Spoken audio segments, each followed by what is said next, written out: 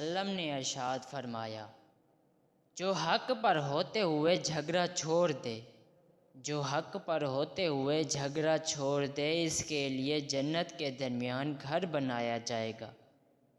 दरख्त अपना फल खुद नहीं खाते, दरिया खुद अपना पानी नहीं पीते।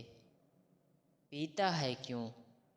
क्योंकि दूसरों के लिए जीना ही असल ज़िंदगी है। किसने कहा खुदा नज़र नहीं आता? किसने कहा खुदा नज़र नहीं आता? बस वही तो नज़र आता है जब कोई नज़र नहीं आता। इंसान जब अच्छा सोचता है, इंसान जब अच्छा सोचता है तो अल्लाह खुद ही रास्ते बना देता है और मुश्किलें आसान बना देता है। गलतियाँ भी होंगी, गलत भी समझा जाएगा, गलतियाँ भी होंगी, गलत भी समझा जाएगा। ये ज़िंदगी है, यहाँ तारीफ़ें भी होंगी और ज़लील भी किया जाएगा। ये ज़िंदगी है, यहाँ तारीफ़ें भी होंगी और ज़लील भी किया जाएगा।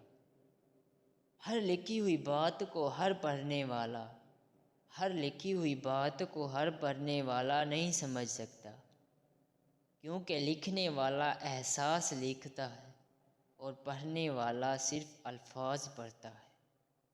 बहुत मायूस थी ज़िंदगी से, बहुत मायूस थी ज़िंदगी से, फिर सदा आई हय्या अलल फलाह, हय्या अलल फलाह।